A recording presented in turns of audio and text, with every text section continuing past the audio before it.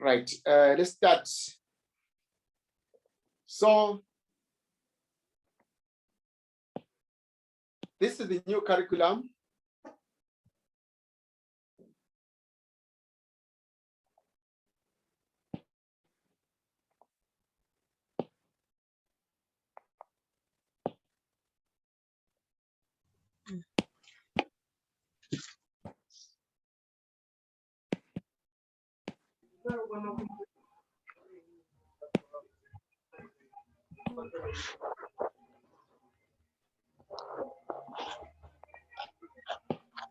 Okay, yeah, we are all here now. We have to start. The old curriculum for tax was like this, good people. We had two taxes like that. This being taxation for taxation of companies, and this being taxation of what? Individuals. That's the old curriculum. Right, and then what they did now in the new curriculum 3701 and 3702 were combined into tax 3761. Okay, so now if you are doing 3761, you are doing a year module, you need to attend both the classes for 3701 and the class for 3702. Okay, are we together there? Yes, so if you're doing the new curriculum, you have to attend both those texts. You have to attend both those texts.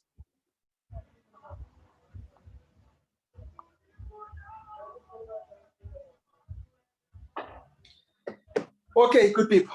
So we are gathering here for 3701 or half of 3761. And we are going to be focusing on taxation of taxation of companies. Taxation of companies. Now you will realize this, good people, that in this module there are topics that are going to be studied. And the topics are going to be, we are going to study VAT. VAT is going to come with significant marks in the exam.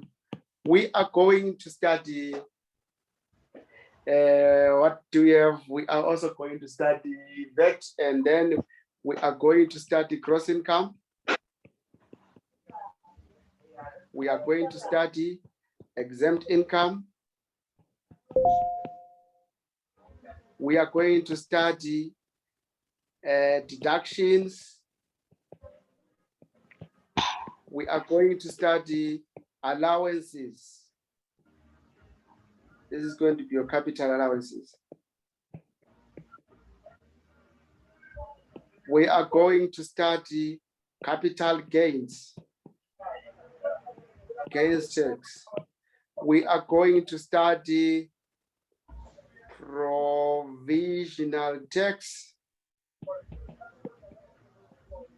We are going to study dividend tax. All right, that's our syllabus, or that's the half of the syllabus of that other year module. That's our syllabus, or that's half of the syllabus, or if you are doing the year module. All right, we are moving. So that's the order in which the syllabus goes.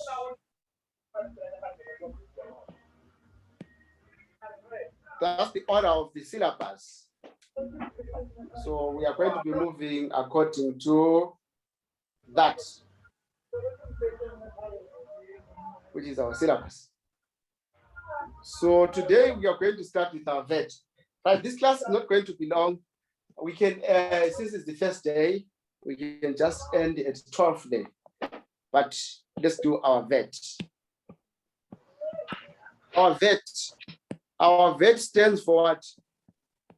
Value added tax. Value added tax. Now it is levied at 15%. That is after 1 April 2018. It was levied at 14% before 1 April 2018. So when they give you something that was bought, determine when was that thing bought so that you are going to use the correct rate. Okay. So we don't waste time. We go on to say, talk about output tax. We call it output tax rather than output VAT. Now, when it comes to output tax, this is levied on sales. Let me say outbound supplies.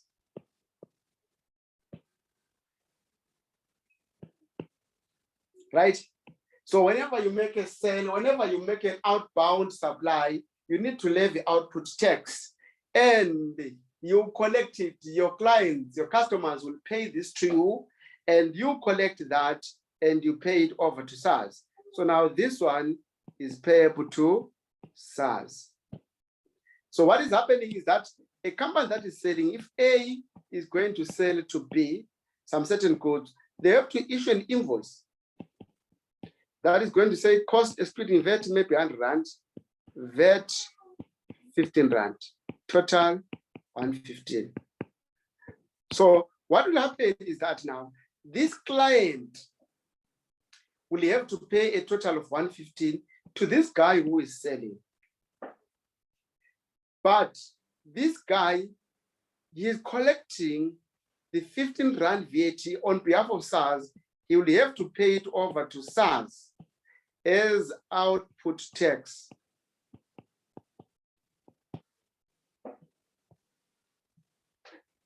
And he will keep the 100 rand for him. Sharp. Input tax now. Input tax. This one, it is levied on purchases. In other words, inbound supplies, inbound supply. So when you buy something, you are going to pay input tax. But this input tax that you pay, people, you are going to later claim it. This one is claimable from SARS. This company buys, and that one is selling. So this guy will pay, remember, he's going to pay, let's say the same invoice amount, the cost excluding VAT 100, VAT 15, total 115.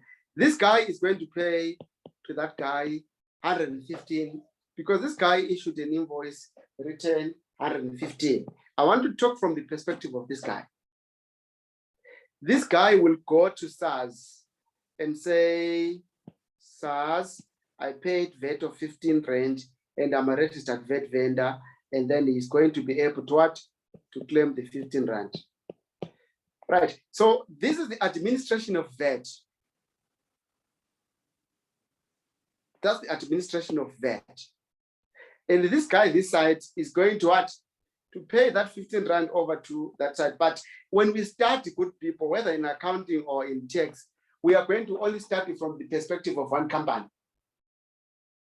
Buying and selling, buying and selling. That's one company. We are not going to be jumping like a springboard to say, what will this company do? What will this company do? No, we are going to look at things from one perspective.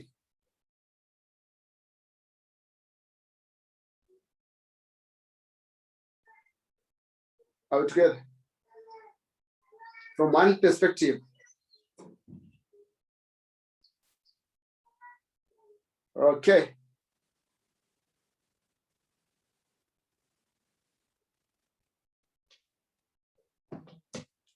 Then we move on to the next thing that the students must know are the VAT factors.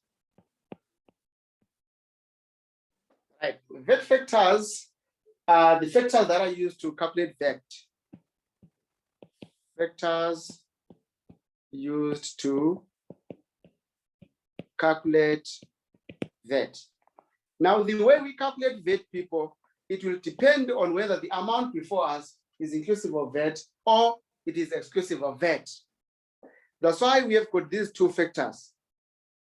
If I'm given an amount that excludes VAT, I will say my VAT is equal to 15/115 times that amount. That amount which is exclude VAT. So this is the first factor that we talk about. Scenario number 2 is, in the question, you can be given an amount that includes VAT. In the question, you can be given an amount that includes VAT. And then they say, calculate for us the VAT. You are going to say, VAT, people, why did you leave me to lie? If the amount exclude VAT is going to be what? Over 100. So if the amount includes VAT, that's when you are going to say 15/115 times that amount that includes VAT. So that's how it's going to work, good people. Know your VAT factors. That's why even in the exam, they will tell you if the amount in question include VAT or if the amount in question exclude VAT, so that you are going to use the correct VAT factors. So that you will use the correct VAT factors.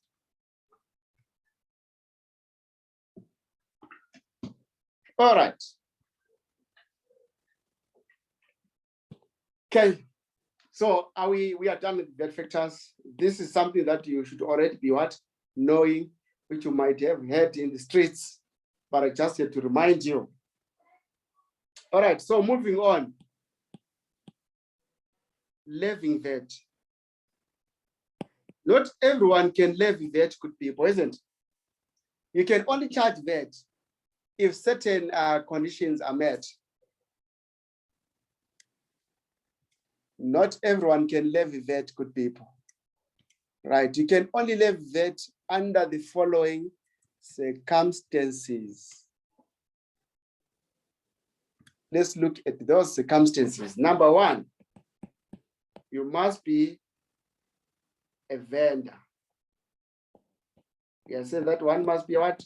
A VAT vendor. But the correct word to use there is a vendor.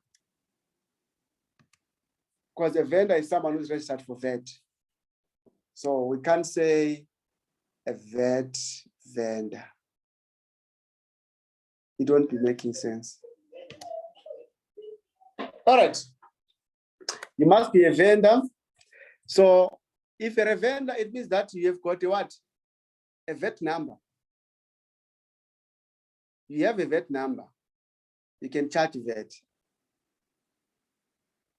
If you have a VAT number, you can charge VAT. And to have a VAT number, you must be a VAT vendor. To be a VAT vendor, you must register. We are going to look at that later. Okay. You must be involved in the what? Supply of goods and services. So you must be involved in the supply of goods and services. This supply of goods and services, it must be in the Republic, within South African borders. And finally, it must be in furtherance of an enterprise. It must be in furtherance of an enterprise. Now I have to explain that because that's where our VAT is going to be. That's the beginning of everything. And that's everything. That's everything that we need to think about.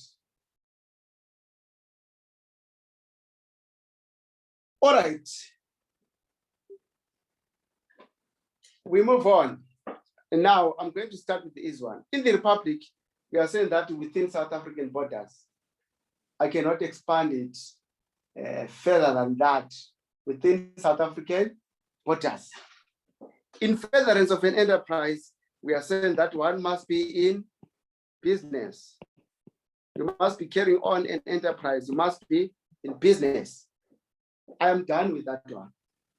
That's a simple one. But here are the other requirements now that are going to haunt us in the exam. These two. The next thing is for me to explain them in turn.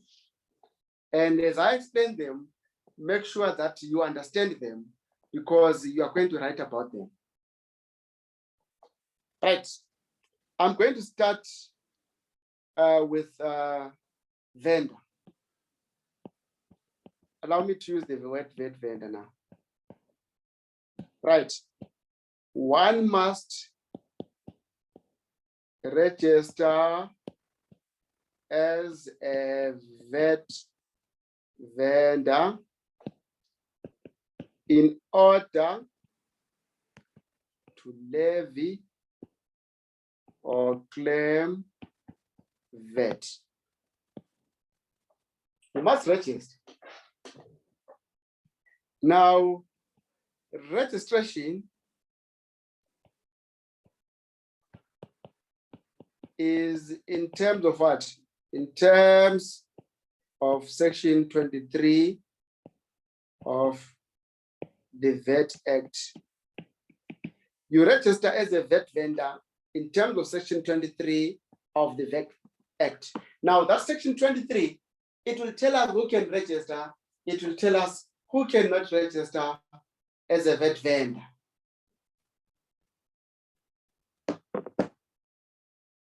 I will hear them.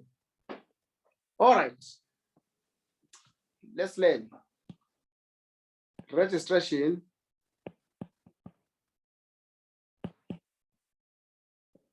as a VAT vendor. Right. Section 23 could be of the VAT Act. It says that one can register compulsory registration, or one can register voluntary registration. There are two ways in which we can register as a VAT vendor. Right.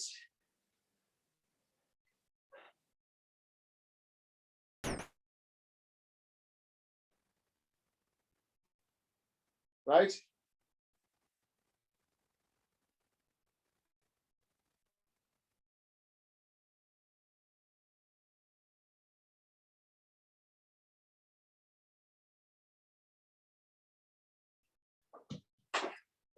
So registration can register voluntary or compulsory. The question in the exam, they can ask you to discuss if this company can register. You need to consider if they can register voluntary or they are required by law to do so.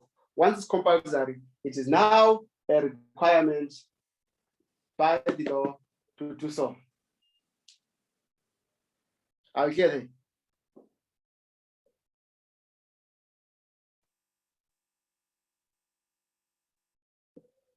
Right, I will start with compulsory registration.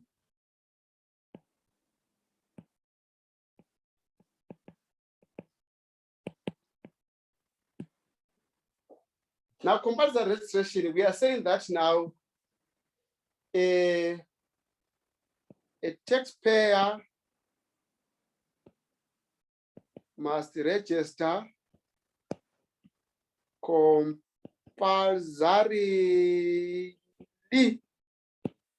if,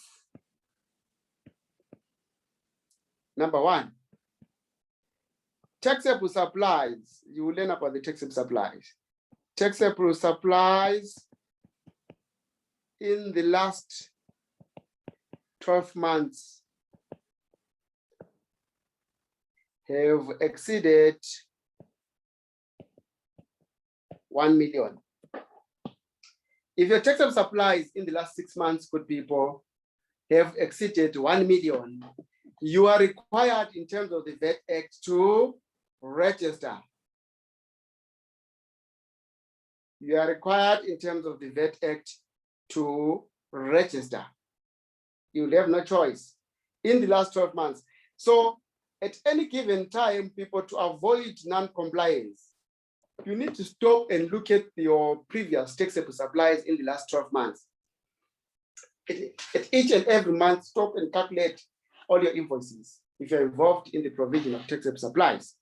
If in the month in which they will exceed 12 months, run to SARS. Sorry, we are saying we are looking at the last 12 months. Set of 12 months, determine your taxable supplies. In the month in which they exceed 1 million, you need to run and register. Okay.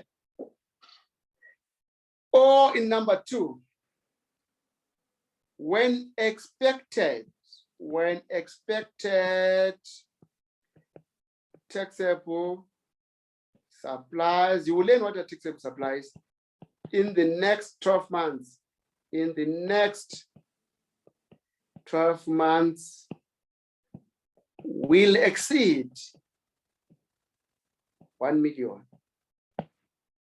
So compulsory registration requires you to do so if your taxable supply have exceeded what? Have exceeded 1 million. That is, you're looking at the previously, or if the expected, we are looking at the what? At the future. If you expect that your taxable supplies, good people, will exceed 1 million in the next 12 months, you are going to be required to register compulsory.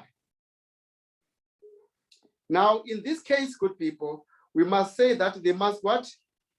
Signed contracts. Signed contracts must be in place. You must be able to provide SARS with signed contracts that you have to supply goods that will exceed what? 1 million in the next 12 months.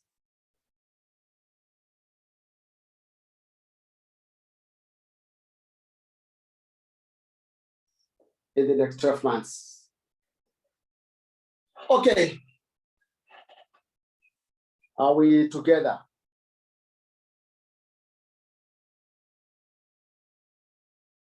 Are we together there, people?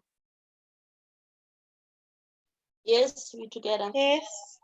Okay. So a scenario will come and you have to discuss if someone must register compulsory, and they tell you that his previous taxable supplies amounted to maybe the 12 million in the last 1 million in the last 12 months, they must register. Or they anticipate to supply goods, taxable supplies. You learn what is this taxable supply that will exceed what? 1 million. That person must also register. Now let's go to voluntary registration. Voluntary registration. Voluntary, say here you can choose to register if certain conditions are met. On this side, people, you don't have a choice. You have to register. Non-compliance will lead you to take you to court, right? Will take you to court.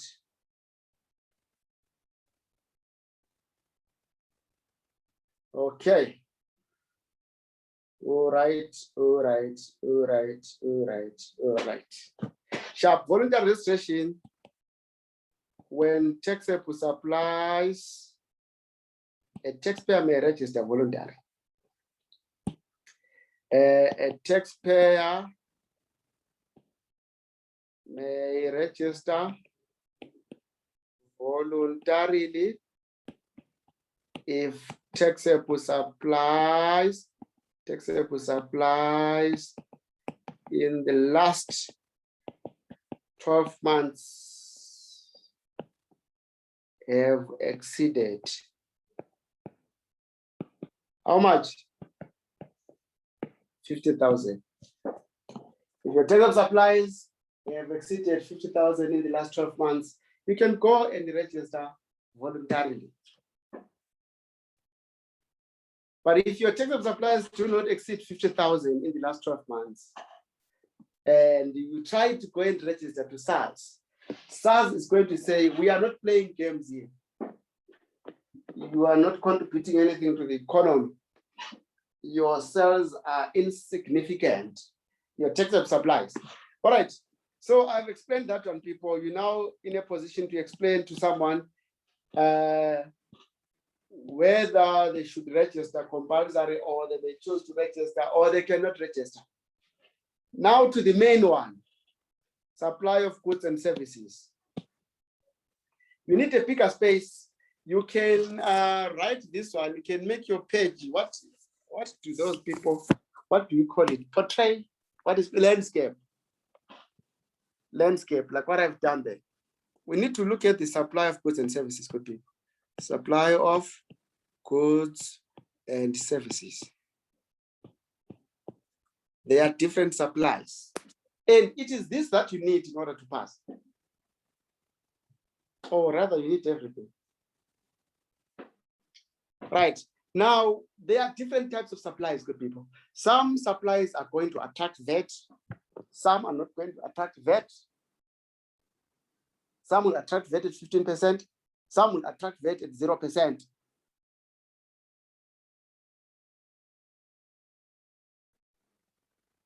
All right. So first type of supply that we have are referred to as exempt supplies. Now, these are listed in section 12 of the VAT Act. Now, if we are talking about exempt supplies, we are saying that these supplies, they will not attract VAT, hence I will write no VAT. All right. I'm willing to give you a whole list of, okay, no, I'll give you the list later. And then we have got these supplies, good people, which we say are taxable supplies. So when determining if one can register as a VAT vendor or not, we are going to look at these ones, taxable supplies. Are you involved in the supply of taxable supplies? Now, when it comes to taxable supplies, people, it means that these supplies are going to attract VAT, either at standard rated supplies, which we call standard rated supplies. These ones will attract VAT at what percent? At 15%. And then we have got what we call zero rated supplies. These ones will attract VAT at what percent? At 0%. Now, people, you need to understand this diagram because the examiner is going to throw at you a series of, is going to throw at you a series of supplies in which you need to determine if they are standard rated, zero rated, exempt, and do things according to that. Okay, we are moving. We have got deemed supplies.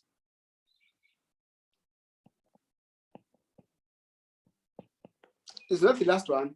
We are going to have maybe two more there, but my space now is proving to be limited.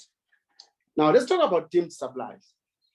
Now, when we say something is deemed, we are likening it to something else. It is not a supply per se, but it shall be treated as a supply. Now, what are these deemed supplies? Number one, we have got ceasing to be a vendor.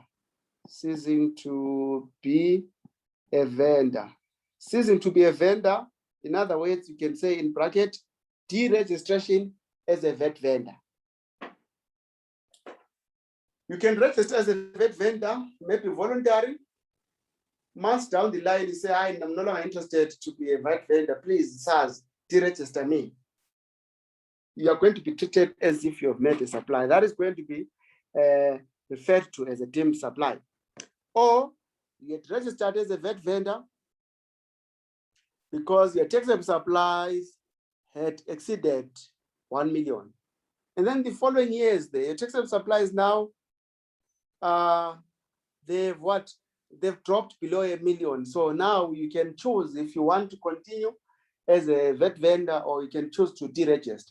Someone may opt to deregister.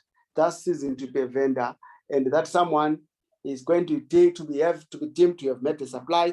We'll look at the nitty-gritty for that. Second, we are going to look at indemnity payments. Indemnity payments. Now, what is an indemnity payment?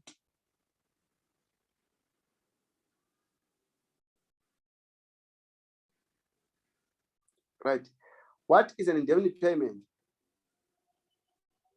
An indemnity payment, this is a payment that has been received from an insurance company for a loss suffered.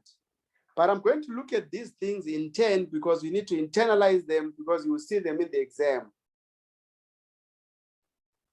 All right, we move on. Fringe benefits.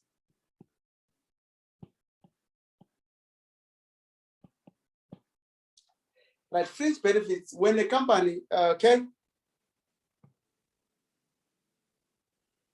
fringe benefit now, people, this is a non-monetary benefit that was received from the employer. For instance, you are given a right of use of a company car. You're not given money there, but you've benefited. That's the fringe benefit. The company gives you a computer for private use. It mustn't be for work purposes, because it won't be a fringe benefit. For private use, you have benefited there. That's a fringe benefit. So now, those things now, those benefits, if they are granted to you by a company, good people, SARS is going to request the company that is providing those benefits to account for VAT, and it is going to be an output VAT because the company is deemed to have made an outbound supply.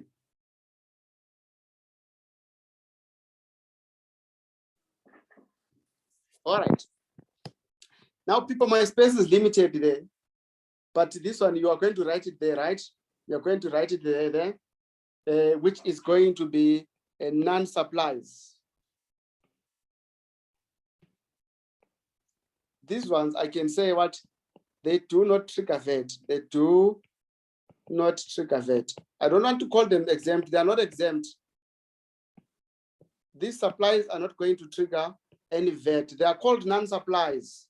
I had to put them there so that we understand them immediately with other supplies. Now, these are the things, good people. The list is exhaustive. Number one, depreciation. If they list depreciation, say calculate VAT on depreciation, you're going to say it's a non-supply or not an enterprise as defined. Simply say that the marker knows, not an enterprise as defined. Right, depreciation, if you see it in the question, we are calculating VAT, simply say not an enterprise as defined. Salaries and wages,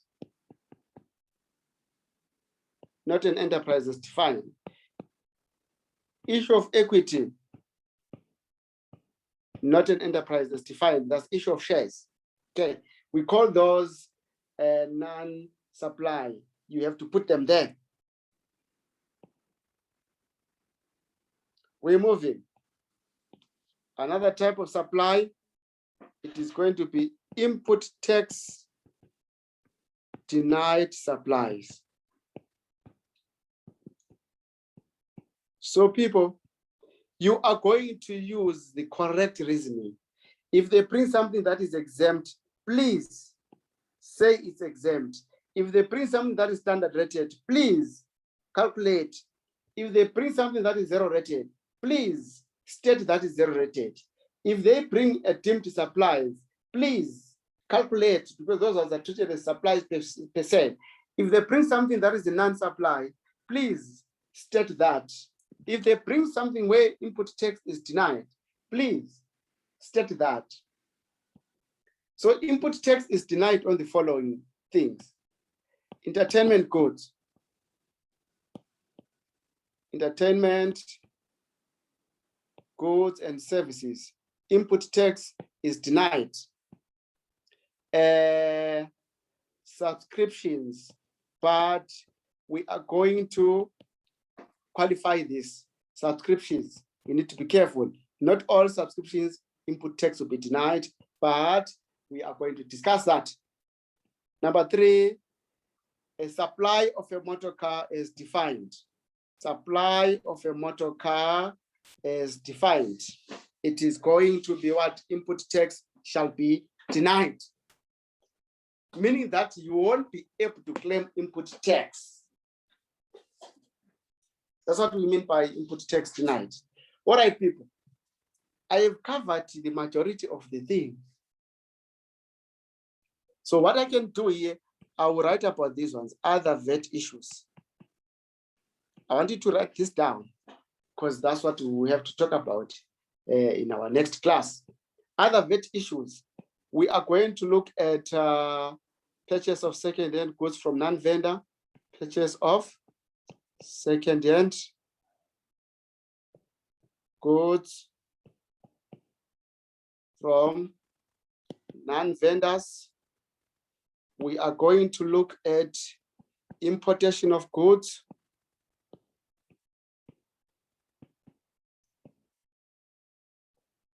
Right?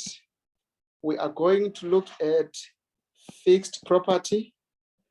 Fixed property. We are going to look at sale of a going concern. We are going to look at VAT apportionment.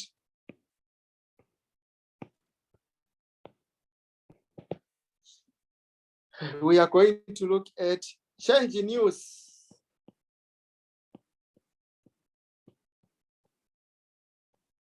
Right.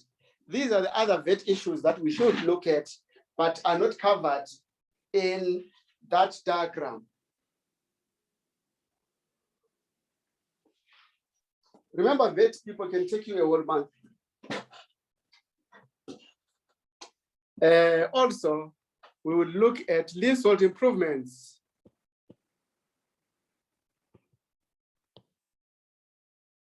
Please keep this information. I may not remember it next time we meet. So it must be handy. After I'm done with my diagram, it might take us time, but when I'm eventually done, we need to get to this, grind them, do them. It's not like it's a matter of one day, these ones, take forever. Okay, good people. But at the end of the day, we just need to know these things, and that will be it. And pass our exams. All right, now back to our diagram. We have listed different types of supplies. Remember, our diagram also extends to those ones and those ones.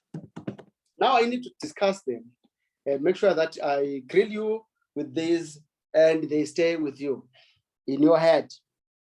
Exempt supplies. Let's look at exempt supplies, good people.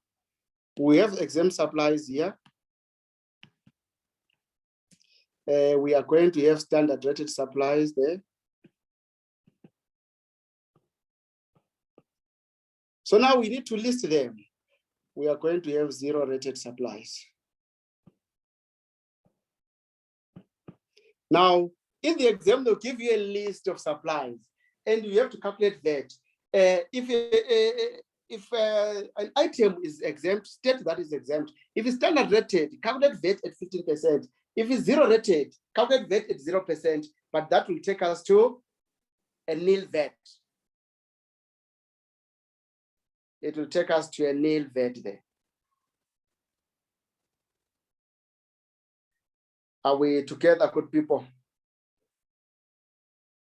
It will take us to a nil VAT. So we definitely have to understand these things and know them in and out.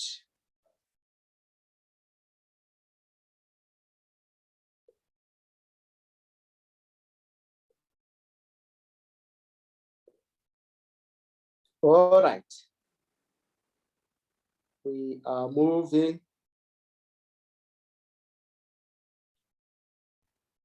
Let's see here something.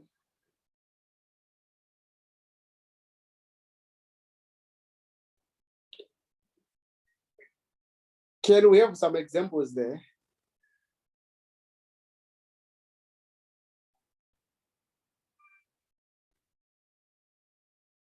An example of a standard rated supply.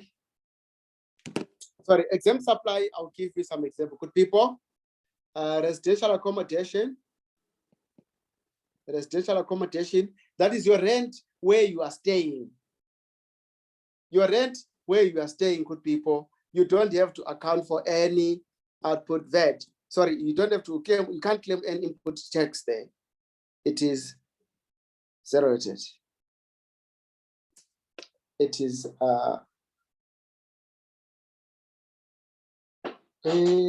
I didn't send the thing, the code for this one.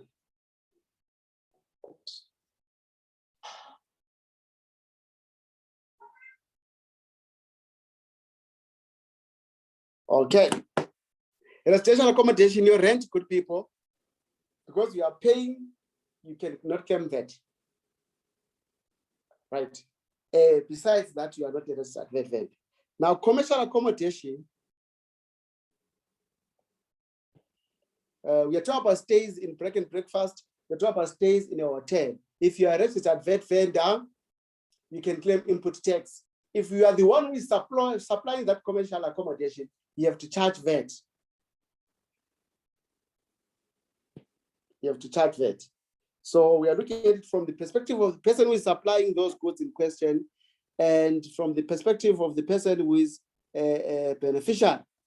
All right, number two, we are going to say financial services. Financial services, good people. Right, when I say financial services, I am referring to what? Interest paid, interest received, and the issue of what? Issue of loans. I'm not saying bank charges and other funny financial planning services. Bro, I'm not referring to that.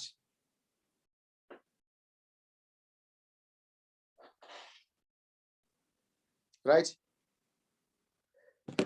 Okay, now, normally there is a problem whereby we confuse things. Bank charges, people are standard rated. Bank charges are standard rated. Internet banking fees is standard rated. Banking fees is standard rated. Issue of checkbook is standard rated. The bank will have to charge you VAT. Are we clear there?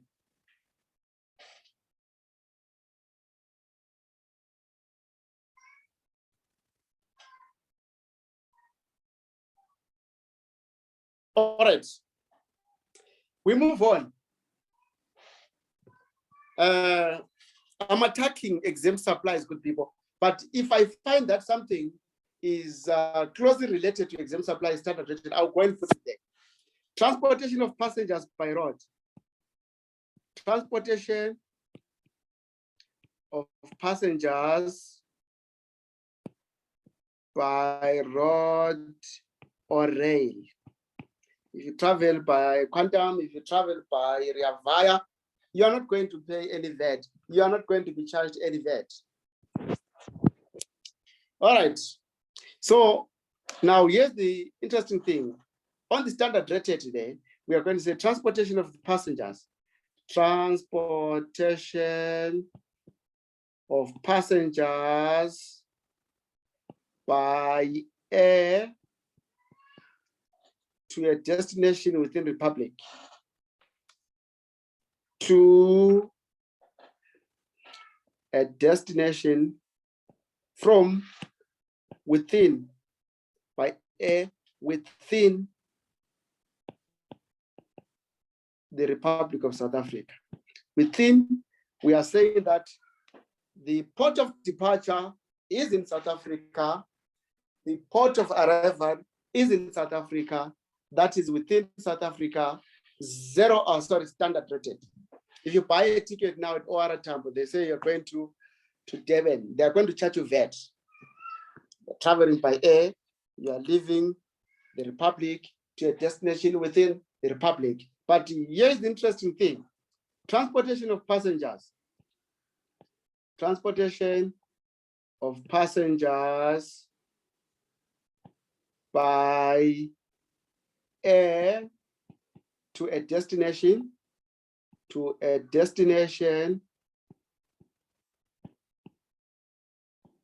destination outside the Republic. In other words, this is an export service. It is zero rated, good people. If someone is going to buy a ticket to go to another country, that person is going to be charged with VAT at 0% if they're traveling by air. Let's move. School fees is zero rated. Sorry, it's exempt. School fees is exempt. You are not charged. If you look at your invoice there is no way where they wrote VAT at 15%. Right, here it is going to be including daycare and preschool.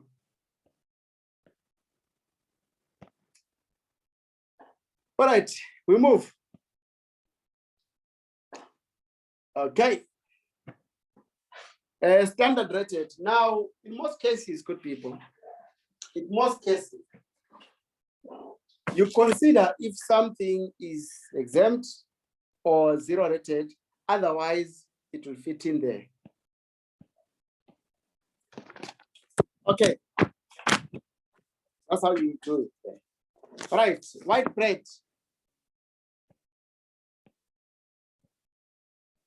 White bread is here, good people.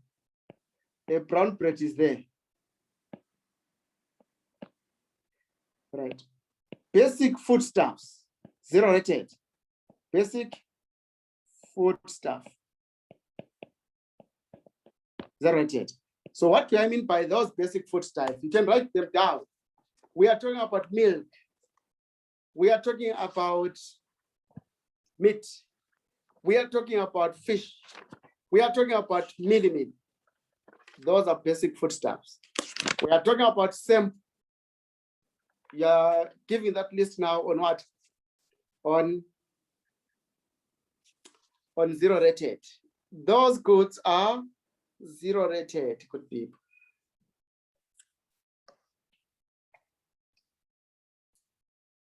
Right.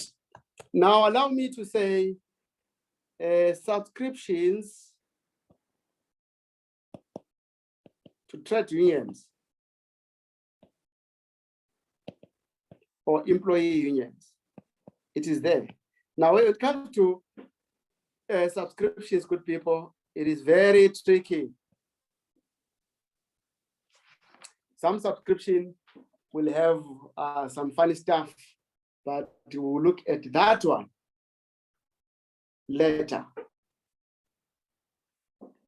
All right, let me add in exports, direct exports, indirect exports there.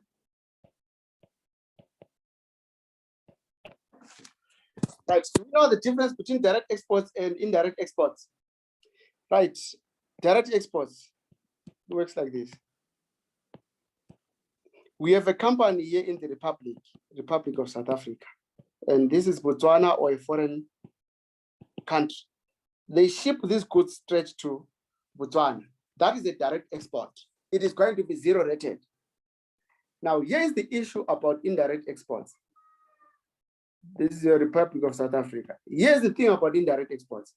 Indirect exports, you say that now, a non-resident is going to come into South Africa here and maybe buy goods from ShopRite and buy goods from ShopRite there. This is the person, he came here in the Republic.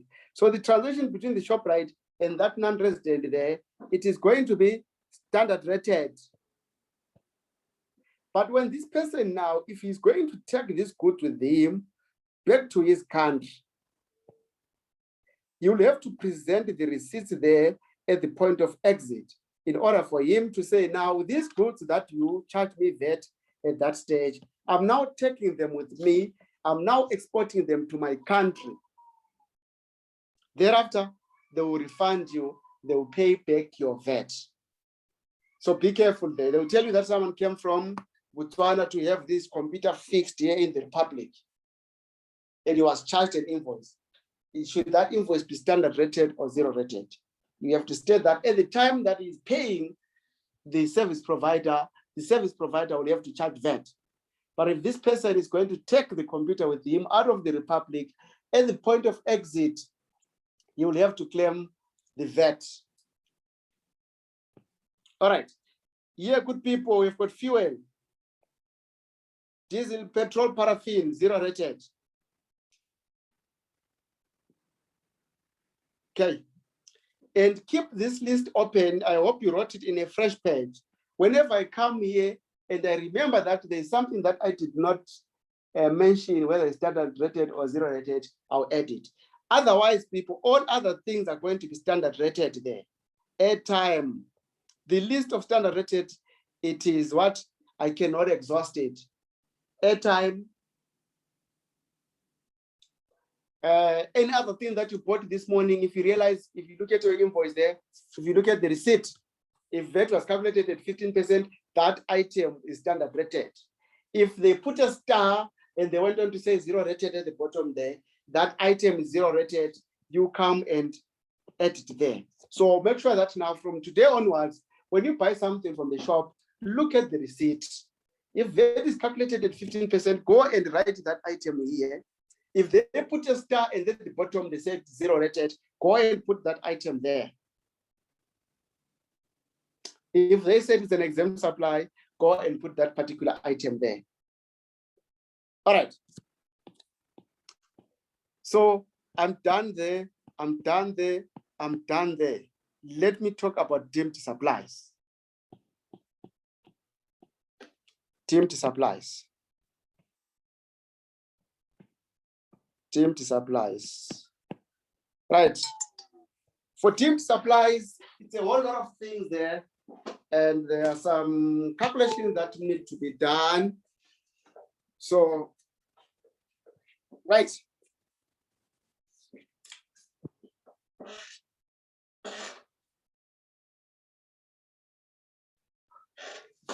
Deemed supply, number one, ceasing to be a vendor.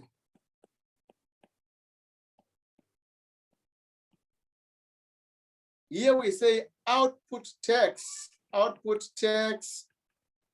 payable on goods and goods. We are referring to assets and rights. Now, this is what's going to happen, good people. When you are ceasing to be a vendor, SARS is going to say, bring your statement of financial position. For each and every item that is sitting on the statement of financial position there, we are going to calculate output tax. Now, this output tax shall be based on the lower of cost, how much you bought those goods for, including VAT, and but they say or there, or open market value. Open market value. So it means that now if a supplier is a company in question is going to be ceasing to be a vendor, good people, you need to identify the assets that they owned, and you shall calculate VAT on those assets. And the VAT so calculated, which is going to be output VAT, it is going to be based on the lower of cost, including VAT, and the open market value. The open market value they are going to be giving us in the question. Right.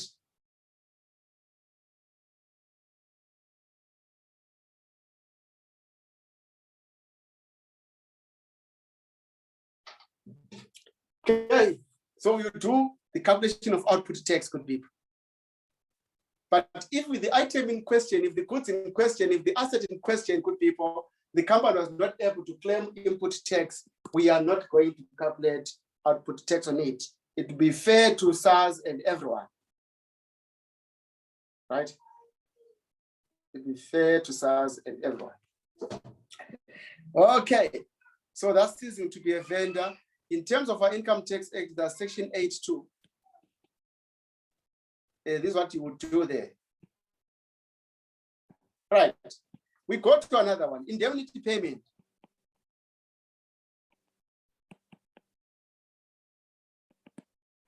Indemnity payment, this is a payment received from the insurance company, for the loss suffered.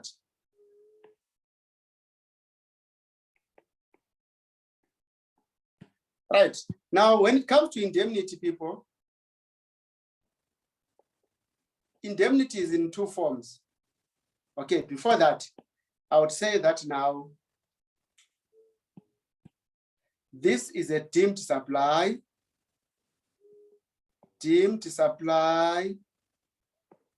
by the recipient.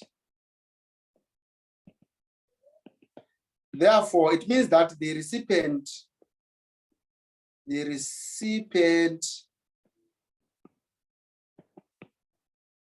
will have to account for output tax.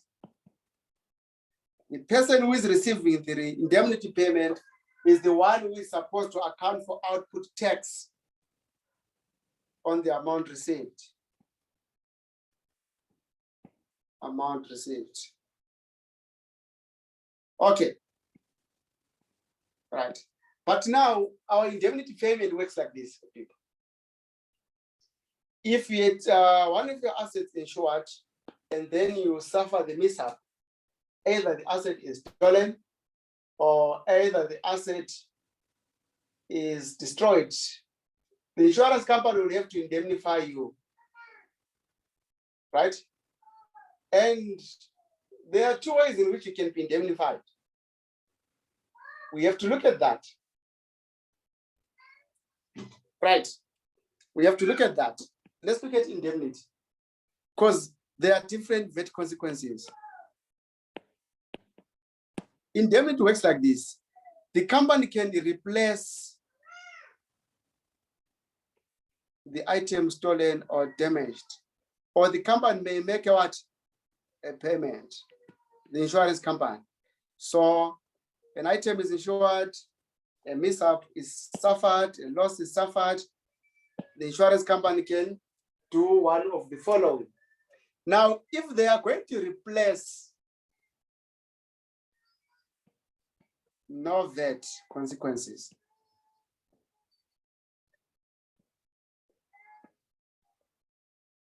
If there's going to be a replacement, no VAT consequences. But if the company is going to, if the insurance company is going to make a payment to you for the loss suffered, we are going to say VAT at 15/115 of the amount received.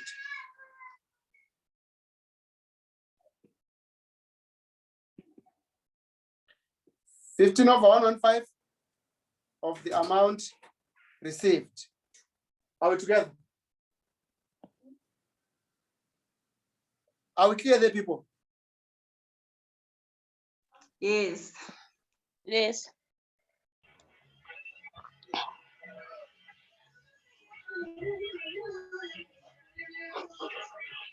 All right, we move on. So be careful, good people. Read your question careful and find out whether there was a replacement or there was a payment. If there was a payment, you have to account for output tax. This is section 8.8, good people. There. Are we clear? Yes, Right, you find it there. All right, so, and then we have got fringe benefits as the last deemed supplies. Right, when it comes to fringe benefits, I can say number one, fringe benefits other than the right of use of a company car, other than the right of use of a company car.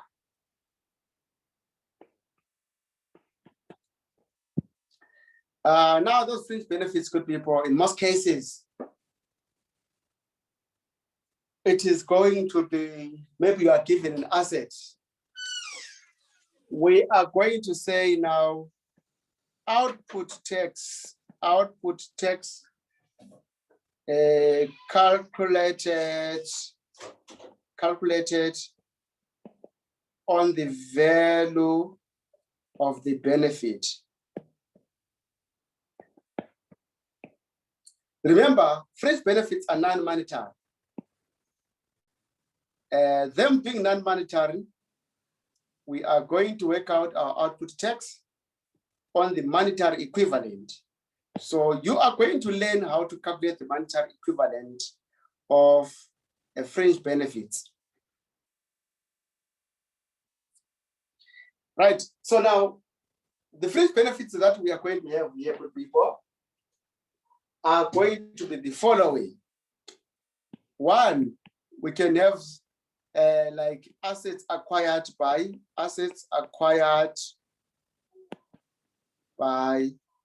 an employee from an employer.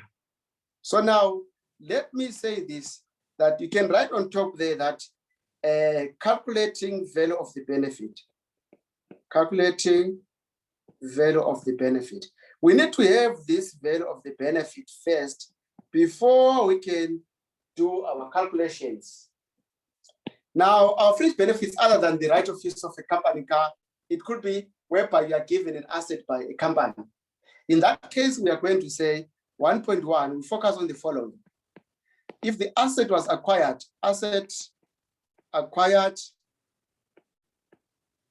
specifically for the employee,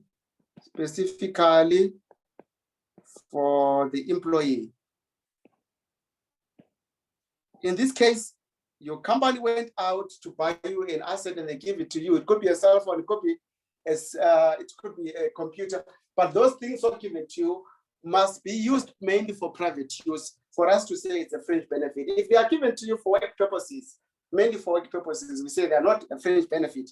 Now here, the value of the benefit that we are going to base our VAT on, value of the benefit, it is going to be equal to the what? To the cost of acquiring that asset. Cost of acquiring the asset by the employer. Right. If there's any consideration that you're going to pay, we say let's start consideration. That's scenario number one. Scenario number two, we say that the asset acquired was previously used by the employer or in the employer's business.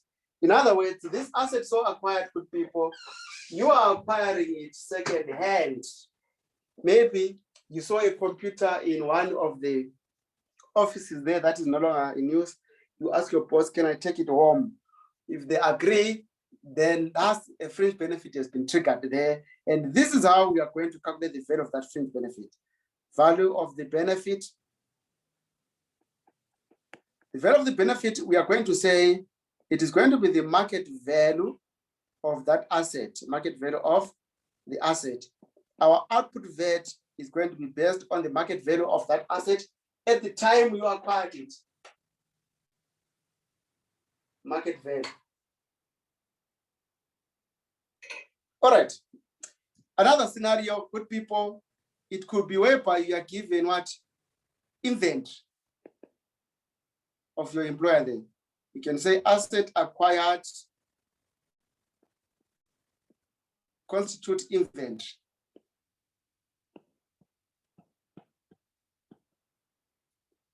If the asset so acquired, good people, is going to constitute inventory, the value of the benefit,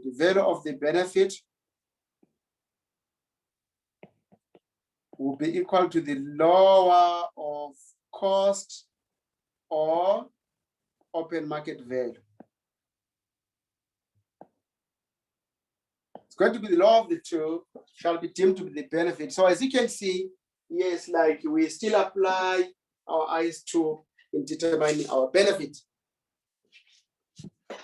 All right. So we are done with the acquisition of assets. That's number one.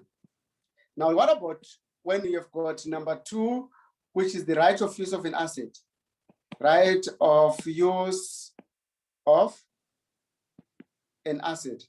This time you are not given the asset, it's not yours, but you are given the right to use it. Right. So the value of the benefit, is going to be calculated as 15% per month multiplied by the lower of cost or open market value. Or not per month, but per annum. Per annum. Multiplied by the lower of cost or open market value. All right, that becomes the value of the fringe benefit on which you are going then to calculate your output tax. Now, the right of use, number three, is going to be done next week or that other week. Right of use of a company car, company vehicle. We are going to look at that one, but you don't have to write that one now. Okay, putting it aside, I forgot to tell you how you calculate the benefit here. So now, steps in calculating output tax on a fringe benefit. We did the calculation of those values for a purpose. Step number one.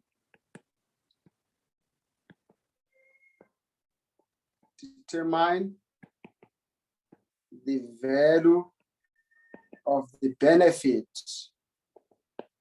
excluding VAT. Excluding VAT. You now know how to calculate the value of the benefit depending on whether the asset was given under what circumstances. So step number two, you simply have to calculate output tax using factor 15/115. This is where it gets tricky. It gets tricky because in step number one, you determined the value of the benefit excluding VAT. Step number two, you are now calculating your VAT on that value of the fringe benefit. That value of the fringe benefit, it is already excluding VAT, but the VAT factor that we are going to use, it is 15/115. That's how it's done, good people. It might look like it's defying logic, but for whatever reasons, SARS deemed it fit that the VAT on the fringe benefit, we should calculate it that way. All right. So that other week, we are going to look at the right of use of a company car. No, company vehicle. Let me use vehicle. Fringe benefit. It's a fringe benefit also, right? If I get some time there, I'm going to send you the steps. Then when we meet after Easter, I'll explain to you each and every step. And we are also going to do some exercises. All right, so this is what we are going to do next week. And then we also look at input tax denied. You remind me, good people. And then also, remember I said you must keep this list now. It is going to guide me as to where do I go from here. I need that list. I need that list there, good people. I need that list. Or let me export the PDF to myself. That list, I will need it. I'm going to share this PDF also. All right, people, for today, let's end it here. Like I said, that is going to be a short class. Let's end it here. I'm also going to share the video with you guys. So let's go and study what we have done so far and make sure that we internalize it. And make sure that we internalize it. All right. Thank you for coming. Thank you, sir. Thank you, sir. Thank you, sir. All Thank right. you. Stop.